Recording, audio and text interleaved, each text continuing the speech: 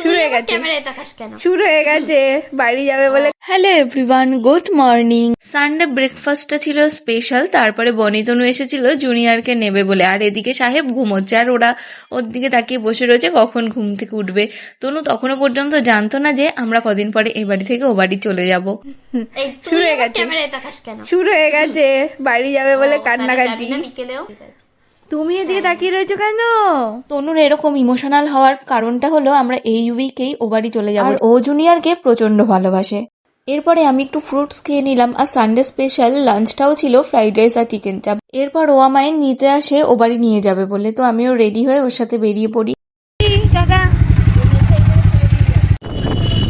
ও যাবে মেদিনীপুরে শুভর আশীর্বাদে, আর কখন কি পড়বে বুঝতে পারছিল না বলে আমায় নিয়ে এসেছে ওর লাগেজটা গুছিয়ে দেওয়ার জন্য। অনেক ভেবেচিন্তে, যেহেতু আশীর্বাদ তাই একটু পাঞ্জাবি সব কিছু মিলিয়ে মিশিয়ে গুছিয়ে দিলাম। তো ওর জামা কাপড় গোছানোর ডান। তারপরে আমি চলে যাই বাবার জন্য চা করতে। তো বাবাকে একটু চা করে দিয়ে আমরা বেরিয়ে পড়ি।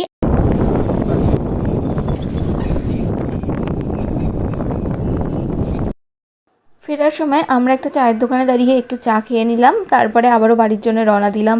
যেহেতু জুনিয়রকে রেখে এসেছি আর ও তখনও ঘুমোচ্ছিল, তাই একটু দাঁড়াতে পেরেছিলাম। আর ও ওই চিপস আর লেস কিনে দিল, যেটা বাড়ি এসে খেলাম। আবার একটা সারাদিনের ছোট্ট কিছু ক্যাপচার তোমাদের সাথে শেয়ার করলাম। ভিডিওর কিছু ভালো লেগে থাকলে লাইক করে দিও। তো চলো এখনকার মতো টাটা।